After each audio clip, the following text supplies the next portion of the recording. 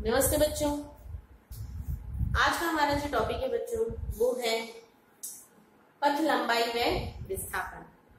Okay, देखो ये जो नई चीजें इससे पहले हमने वेक्टर करा था सदिश में। सदिश में आपको बताया था एक सदिश राशि होती है, सदिश राशि होती है। तो यहाँ पर पथ लंबाई और विस्थापन में इसी प्रकार से क्या है अंतर है। किस प्रकार से अंतर है वो हम देखते हैं। किस प्रकार इनको अदिश और सदिश रूप में हम अलग अलग तरीके से इनमें अंतर देख सकते हैं। ठीक है, तो सबसे पहले देखो बच्चों, पथ लंबाई नाम से पता चल रहा है पथ व लंबाई, या इसको हम बोल सकते हैं पथ लंबाई को हम क्या बोल सकते हैं बच्चों, दूरी भी कह सकते हैं। सिंपल भाषा में अगर हम कहें पथ लंबाई क्या है, दूरी है। ठीक है, मतलब किसी भी वस्तु द्वारा तय की गई दूरी क्या कहलाती है, पथ लंबाई कहलाती है। अगर सिंपल सी भाषा में अगर हमें पथ लंबाई की परिभाषा देनी हो तो क्या देंगे हम परिभाषा पथ लंबाई की। क्या होगी परिभाषा, किसी वस्तु द्वारा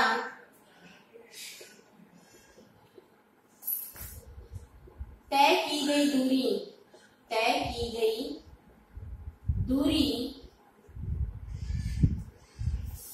पथ लंबाई कहलाती है। क्या कहलाती है बच्चों, पथ लंबाई कहलाती है। मतलब कि जो भी आपका पथ था उस पूरे पथ को अगर हम उसकी लंबाई को माप ले तो वो क्या कहलाएगी, इसकी पथ लंबाई कहलाएगी। क्लियर। माना कि सपोज ये एक बच्चा है, ये ए बिंदु पर बैठा हुआ था, फिर एकदम से खड़ा हुआ और यहाँ से धीरे धीरे इस दिशा में चलने लग गया। इस दिशा में चला, ये 5 मीटर तक चला और उसके बाद बी पॉइंट पे आके यहाँ पर रुक गया। फिर इसने यहाँ पर जाने के बाद अपनी दिशा को क्या कर लिया, चेंज कर लिया। अब सीधा जाने के लिए अभी यहाँ पे ऐसे चलने लग गया। यहाँ पर ये कितना चला, 4 मीटर चला और सी पॉइंट पे आके क्या हो गया, रुक गया। तो आपसे पूछा जाएगा ये क्या हो गया, इसका पूरा पथ हो गया कि ये आदमी कहाँ कहाँ गया, कहाँ गया। यहाँ से इसने चलना स्टार्ट किया, पहले यहाँ से यहाँ तक बी पॉइंट तक गया, फिर इसने अपनी डायरेक्शन बदल दी और उसके बाद क्या चला गया, सी पे करा गया और जाके सी पे उसके बाद क्या हो गया, रुक गया। क्लियर। तो इसका पूरा पथ कहां से कहां तक था, ए से लेकर बी तक, फिर बी से लेकर सी तक। अब ये मैटर नहीं करता है कि ये किस दिशा में गया, कि इसकी दिशा कैसे कैसे चेंज हुई। केवल हमें क्या देखना है यहाँ पे कि इसने टोटल दूरी कितनी तय करी। क्लियर बच्चों, हमें सिर्फ क्या देखना है कि इसने टोटल कितनी दूरी तय करी, कितनी दूरी तय करी। तो अगर हमें इसका क्या बताना है, पथ लंबाई बतानी है, इसकी दूरी बतानी है, तो इसकी दूरी क्या हो जाएगी बच्चों, दूरी क्या हो जाएगी, इसकी दूरी क्या हो जाएगी बच्चों, इसकी दूरी हो जाएगी आपके पास 5 + 4 कितनी हो जाएगी, ए से B plus B to C. A B में कितना दूर चला, 5 मीटर, बी सी में कितना चला, 4 मीटर, टोटल कितना 9 मीटर। इट मीन्स कि उसकी पथ लंबाई कितनी होगी, 9 मीटर है। क्लियर। कि यहाँ पे ये केवल क्या बता रहा है, उसके परिमाण की बात हो रही है, उसकी दिशा की बात नहीं की जाती पथ लंबाई में।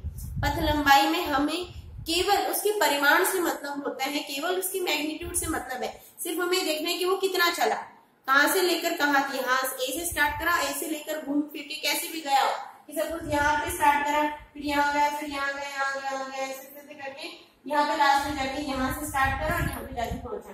तो यहाँ से लेकर यहाँ तक ऐसे करके आपके पूरा उससे यहाँ तक का पूरा क्या करोगे, डिस्टेंस मेजर करोगे आप, और वो क्या कहलाएगा, उसकी पथ लंबाई कहलाएगी। क्लियर। यहाँ पे दिशा मैटर नहीं करती। इट मीन्स कि पथ लंबाई क्या है, हमारी किसी वस्तु द्वारा तय की गई दूरी है, तथा इसमें केवल परिमाण से हमें मतलब होता है, दिशा का कोई महत्व नहीं होता। केवल इसमें हम परिमाण देखते हैं, दिशा का कोई भी महत्व नहीं होता है। इसलिए ये कैसी राशि कहलाती है बच्चों, इसलिए कैसी राशि होती है, एक अदिश राशि होती है। पढ़ चुके हैं, अदिश राशि वह राशि होती है जिसमें केवल परिमाण होता है, दिशा नहीं होती है। तो ये कैसी राशि है, एक अदिश राशि है। कैसी राशि है बच्चों, अदिश राशि है। तो पहली चीज तो हमारे पास डेफिनेशन आ गई। दूसरी इसकी प्रॉपर्टी हमारे पास क्या आ गई कि केवल परिमाण होता है, केवल परिमाण होता है, दिशा नहीं होती। इट मीन्स ये कैसी राशि है, यह एक अदिश राशि है। कैसी राशि है, स्केलर क्वांटिटी है। कैसी क्वांटिटी है बच्चों, यह एक स्केलर क्वांटिटी है। केवल इसमें हमें परिमाण से मतलब होता है, दिशा से कोई मतलब नहीं होता है। ये कैसी राशि, एक अदिश राशि होती है। ठीक है, तो पथ लंबाई की सिंपल सी परिभाषा, सिंपल आप इसे दूरी भी कह सकते हैं। अब ये नया वर्ड आ गया पथ लंबाई, पहले दूरी होता था, दूरी व विस्थापन। अब ये नया वर्ड डाल दिया बच्चों बुक्स में, पथ लंबाई, ताकि देखने में थोड़ा कॉम्प्लिकेटेड सा लगे कि यहाँ पे पथ क्या है, लंबाई क्या है। पथ लंबाई मतलब दूरी ही है। ठीक है, पहले आपसे सीधा पूछा जाता था दूरी और विस्थापन में अंतर बताइए, इसमें क्वेश्चन बहुत बार आता है दूरी और विस्थापन में अंतर। ठीक है, ये हो गया हमारे पास दूरी। इसकी विमा क्या होगी, मीटर में होगी, सेंटीमीटर में होगी या किलोमीटर में होगी। ठीक है, इसके बाद है बच्चों हमारा क्या, विस्थापन। इसके बाद क्या देखना है हमें, विस्थापन। और विस्थापन देखो क्या है, थोड़ा बहुत आपको इससे पहले भी समझाया था, इससे पहले वाले लेक्चर में, कि विस्थापन किसे कहते हैं। विस्थापन, या इसको क्या बोलते हैं इंग्लिश में, डिस्प्लेसमेंट। ये वर्ड आपको ध्यान रखना चाहिए बच्चों। डिस्प्लेसमेंट भी वर्ड कई जगह बहुत बार यूज में लिया जाता है विस्थापन की जगह। विस्थापन नाम से पता चल रहा है जो अपने स्थान से परिवर्तित हो जाते हैं, स्थान में परिवर्तन को देखा जाता है।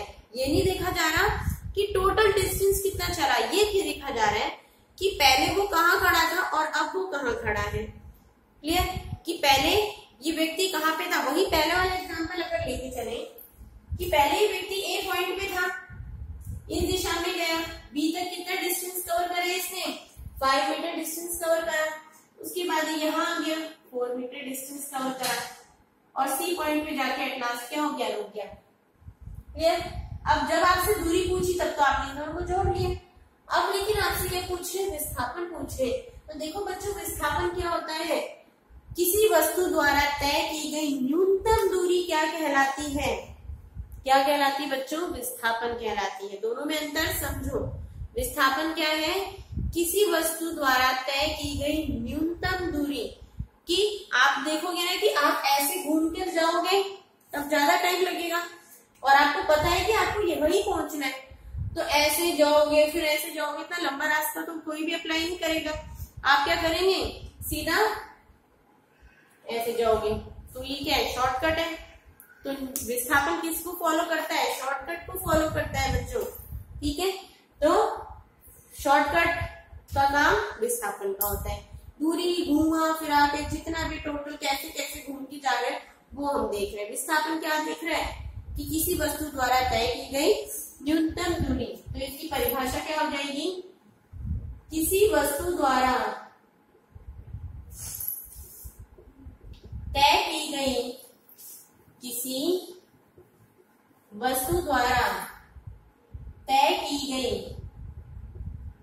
न्यूनतम दूरी, किसी वस्तु द्वारा तय की गई न्यूनतम दूरी ही क्या कहलाती है बच्चों, विस्थापन कहलाती है। गई न्यूनतम दूरी, ये इंपॉर्टेंट है, इसमें द्वारा तय की गई न्यूनतम दूरी विस्थापन कहलाती है। और ये आपको एग्जांपल बताई दिए। तो यहां से लेकर पूरा यहां तक तो क्या था, आपका दूरी थी, और ये क्या है हमारा बच्चों, विस्थापन। डिफरेंस आ गया समझ में, A to B, B to C क्या है, दूरी, and direct A to C is the विस्थापन, डिस्प्लेसमेंट, या इसकी दूसरी परिभाषा भी कह सकते हैं। ये क्या हो गया, इसका प्रारंभिक बिंदु, ये इसका स्टार्टिंग पॉइंट हो गया ना, कि उसने स्टार्ट कहां से किया था, चलना, यहां से चलना स्टार्ट किया था इस आदमी ने। ठीक है, इसे चलना यहां से स्टार्ट किया था, स्टार्ट करके फिर यहाँ गया, फिर यहाँ गया, और ये इसका क्या हो गया, एंड पॉइंट हो गया। इसका क्या हो गया, एंड पॉइंट या अंतिम बिंदु। इट मीन्स कि हम ये भी कह सकते हैं कि इसके प्रारंभिक व अंतिम बिंदु का अंतर ही क्या कहलाता है, प्रारंभिक व अंतिम बिंदु का अंतर क्या कहलाता है, विस्थापन कहलाता है। तो दूसरी एक और परिभाषा हमारे पास आ गई, या प्रारंभिक व अंतिम स्थितियों का अंतर, अंतिम स्थितियों का अंतर क्या कहलाता है, विस्थापन कहलाता है। प्रारंभिक व अंतिम स्थितियों का अंतर क्या कहलाता है, विस्थापन कहलाता है। क्लियर? कहने का मतलब ये है कि अगर ये x1 आपको दे रखा है, कितना 5 दे रखा है, x1 आपको कितना दे रखा है 5 सेंटीमीटर दे रखा है, x2 कितना दे रखा है आपको 3 सेंटीमीटर दे रखा है। तो इन दोनों का अंतर क्या होगा, x2 ये दे रखा है आपके पास 8 सेंटीमीटर, तो x2 माइनस x1 क्या होगा आपके पास 8 माइनस 5 3 सेंटीमीटर क्या होगा हमारा विस्थापन होगा। ठीक है, 3 सेंटीमीटर क्या होगा बच्चों हमारा विस्थापन। और विस्थापन को कैसे व्यक्त करते हैं, डेल्टा से। इससे पहले आप त्रुटियों में पढ़ चुके हो, अंतर को हम किससे व्यक्त करते हैं, डेल्टा द्वारा व्यक्त करते हैं, जिसको हम परम त्रुटि कहते हैं। पढ़ चुके हो ना परम त्रुटि मतलब स्थितियों किन्हीं भी दो राशियों का अंतर, और अंतर को हम किससे व्यक्त करते हैं हमेशा बच्चों, डेल्टा से व्यक्त। यहाँ पर हम किसकी बात कर रहे हैं, अंतर की बात कर रहे हैं। तो अंतर किसमें, x की दो स्थितियों में अंतर है, तो यहाँ पर भी इसे हम किससे व्यक्त करेंगे बच्चों, डेल्टा से व्यक्त करेंगे। किससे व्यक्त करेंगे, डेल्टा से। क्लियर? तो delta x is equal to x2 minus x1। ठीक है, यहाँ पे सिंपल दूरी को हम किससे व्यक्त करेंगे, x सेंटीमीटर से। दूरी को किससे व्यक्त करेंगे, x सेंटीमीटर से व्यक्त करेंगे। और ये क्या हो गया हमारे पास विस्थापन। अब किसी में अगर आपने क्वेश्चन करना होता, दूरी तो हमें पूरी हम निकाल सकते हैं, दूरी तो हम निकाल लेंगे। दूरी तो हमारे पास कितनी है, टोटल दूरी कितनी आई, टोटल इसने कितना डिस्टेंस कवर करा, 9 मीटर कवर करा। अब आपसे पूछेंगे कि ये विस्थापन तो ये है, क्या इसका मान आपके पास है, नहीं है, इसका मान निकाल सकते हैं, पाइथागोरस थ्योरम से निकाल सकते हैं ना। ये 90 डिग्री हो गया, ये 5 है, ये 4 है, तो ये क्या हो गया, कर्ण हो गया। तो पाइथागोरस प्रमेय लगाएंगे। ऐसे क्वेश्चन आएंगे जहाँ पे आपको क्या निकालने के लिए आएगा, विस्थापन निकालने के लिए पूछा जाएगा। ये डायग्राम दे देंगे। विस्थापन क्या हो गया आपके पास, AC स्क्वायर बराबर AB square plus BC square, 5 का स्क्वायर प्लस 4 का स्क्वायर, कितना आ गया 25 प्लस 16,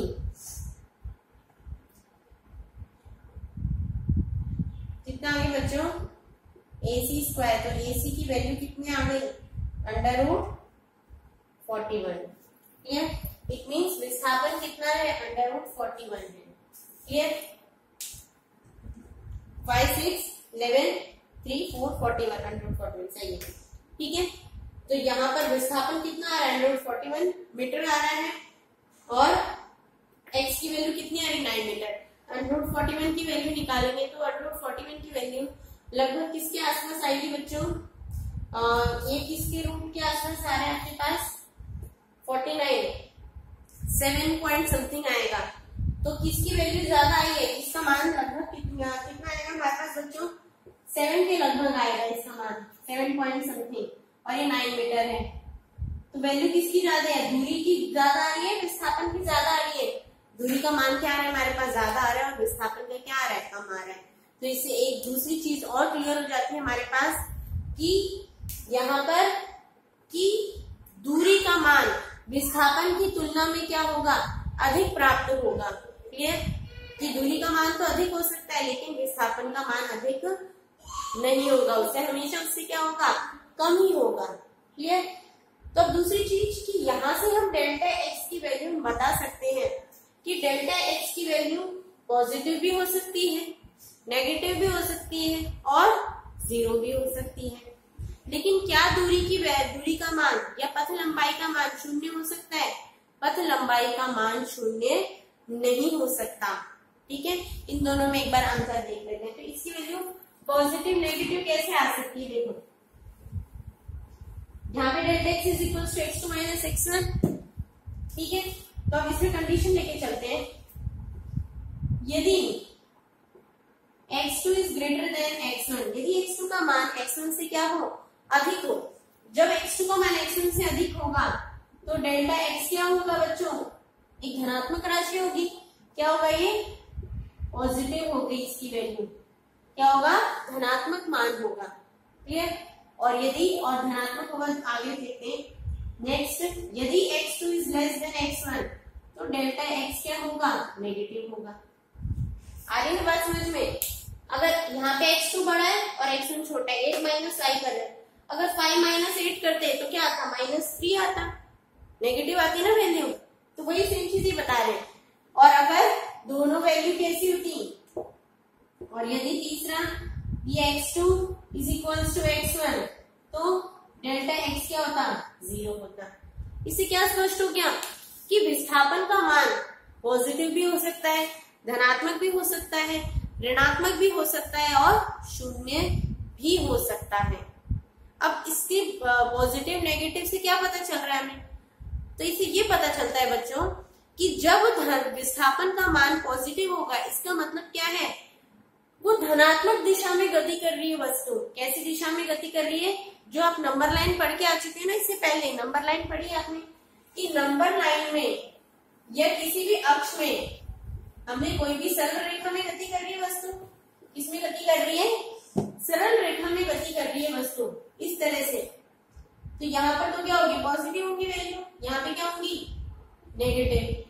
तो अगर पॉजिटिव आ रही है इसकी वैल्यू, इट मीन्स की वस्तु कहाँ गति कर रही है, इस दिशा में, धनात्मक दिशा में गति कर रही है। और नेगेटिव आ रही है तो किस दिशा में गति कर रही है, इस दिशा में गति कर रही है, क्लियर। और जब 0 है तो कहाँ पे है, वो यहाँ पे रुकी हुई है। रुकी हुई नहीं बोलेंगे आप कि वो, आप कभी भी ये मत बोलना कि डेल्टा x 0 आ गया, इसका मतलब वो रुक गई, कि एट लास्ट वो जाके क्या आ गई, विराम अवस्था में आ गई। ये स्थिति हम समझेंगे, देखो कैसे समझेंगे।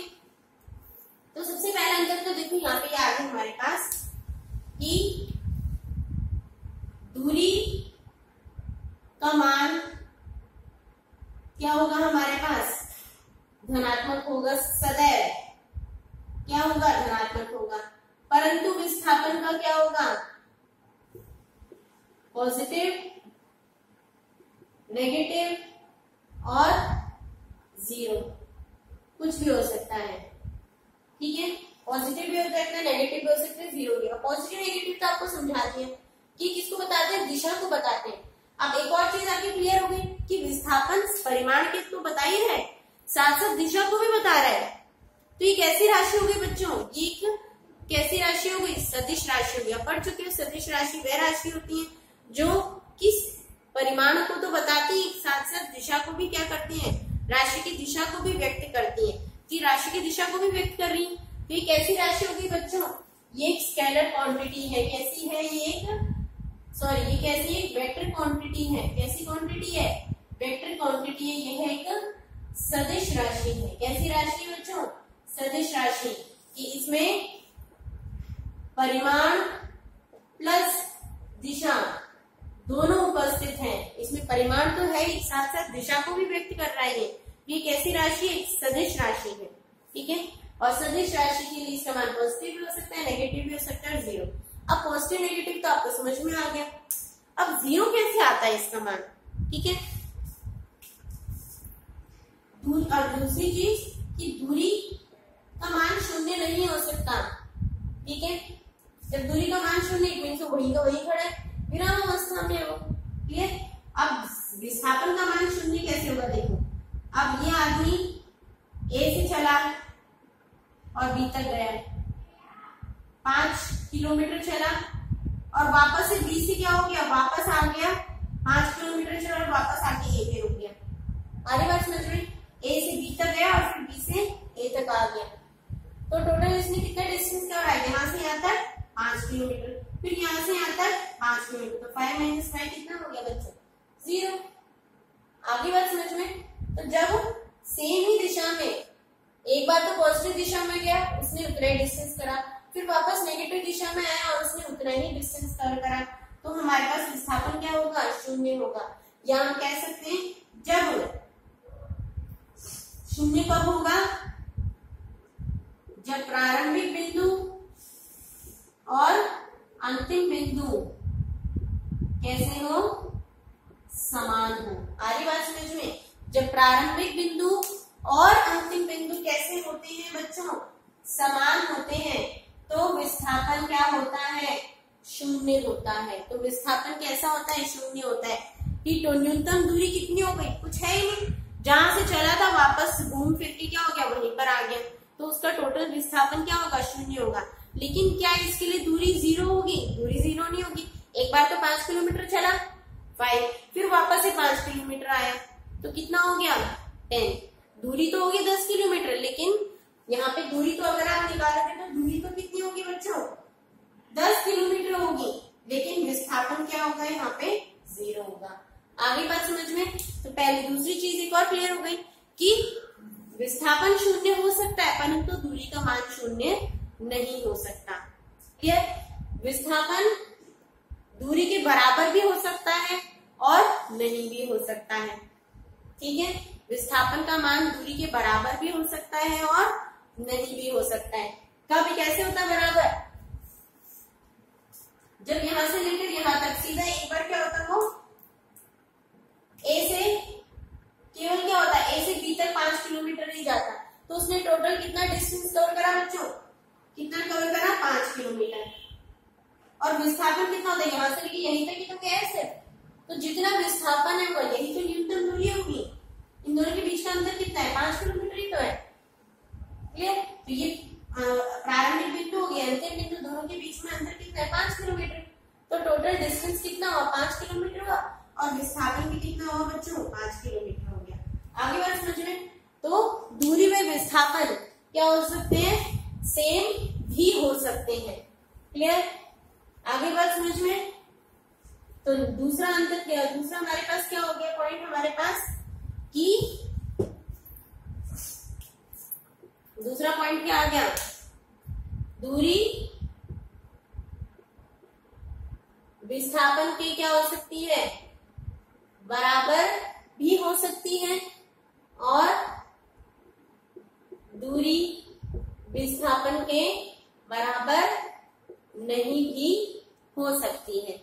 ठीक है, बराबर बता दिए कब होगी, जब एक सीधी रेखा में गति कर रही है, सीधी रेखा में गति करते जा रहे हैं, तो जितनी दूरी होगी उतना ही विस्थापन होगा। जैसे ही वो अपनी डायरेक्शन बदलने की, तो वैसे दूरी और विस्थापन क्या हो जाएंगे, अलग अलग हो जाएंगे, दोनों सेम नहीं रहेंगे।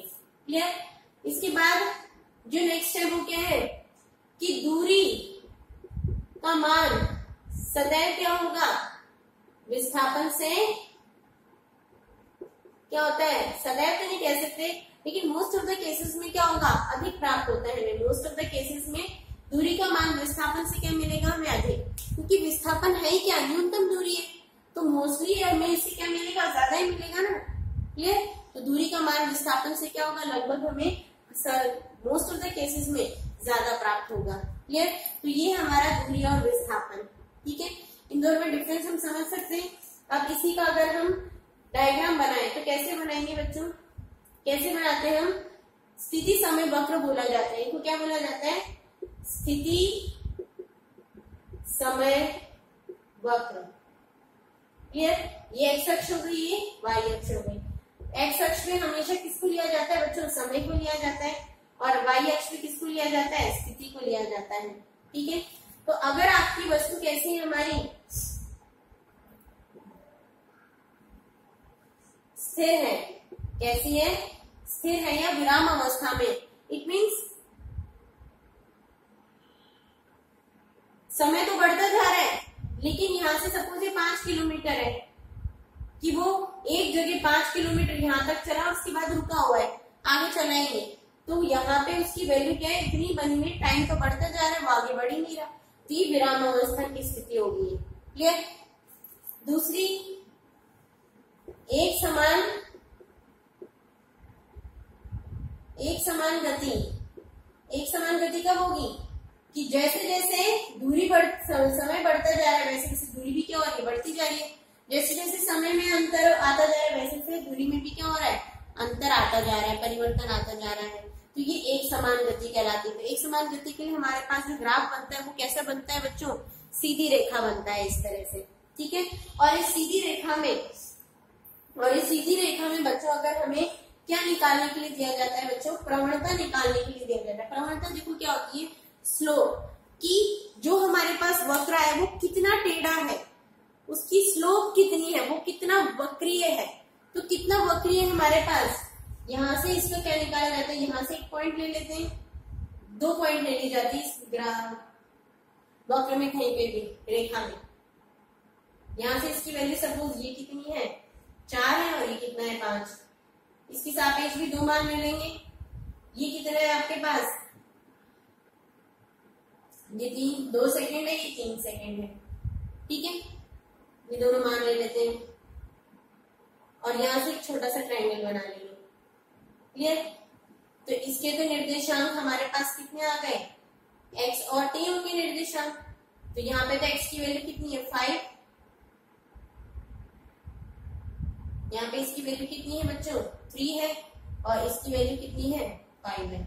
यहाँ पे इसके निर्देशांक क्या हो जाएंगे, इस वाले बिंदु के 2 और इसकी क्या हो जाएंगे 4 हो जाएंगे, क्लियर।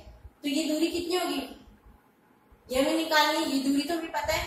इन दोनों का अंतर 5 - 4 कितना हो गया 1, इन दोनों का अंतर 3 - 2 1 हो गया। तो ये कितना हो गया, पाइथागोरस प्रमेय लगाएंगे, 1 का स्क्वायर प्लस 1 का स्क्वायर कितना हो जाएगा आपके पास 2, तो ये कितनी आ गई √2। इट मीन्स यहाँ इसकी प्रवणता कितनी होगी बच्चों, प्रवणता कितनी होगी, प्रवणता किसे बोलते हैं, प्रवणता या स्लोप क्या होगा इसका √2 होगा। तो कई बार ऐसे पूछा जाता है कि कोई भी ग्राफ दे देंगे और पूछेंगे इसकी प्रवणता ज्ञात कीजिए। तो प्रवणता या स्लोप इस प्रकार निकाली जाती है। जो हमारे पास लिखा है उसमें y के x के सापेक्ष 2 पॉइंट्स ले लेंगे, t के सापेक्ष 2 पॉइंट्स ले लेंगे, एक छोटा सा ट्रायंगल ले लेंगे। अब यहाँ पे ये ट्रायंगल यहाँ लोगे, सभी जगह उसकी स्लोप या उसके अंदर जितना भी टेढ़ापन है वो क्या आएगा, लगभग समान आएगा आपके पास, ठीक है। तो ये हमारे पास जो क्या हो गए, वक्र हो गए। अब इसके बाद जो है हमारा बच्चों वो है हमारा नेक्स्ट टॉपिक जो है हमारा औसत वेग और औसत चाल का है। होप सो ये आपको पूरा टॉपिक अच्छे से समझ में आएगा, क्योंकि ये टॉपिक यही क्लियर हो जाना चाहिए। आगे इससे संबंधित कई क्वेश्चंस आते हैं कि विस्थापन निकालो, इतनी दूरी है तो अब विस्थापन ज्ञात कीजिए, ठीक है। तो दूरी और विस्थापन में आपको अच्छे से अंतर बता दिया है कि दूरी क्या है, न्यूनतम तय की गई दूरी क्या है, किसी वस्तु द्वारा तय की गई कुल दूरी पथ लंबाई है, किसी वस्तु द्वारा तय की गई न्यूनतम दूरी क्या है, हमारा विस्थापन है।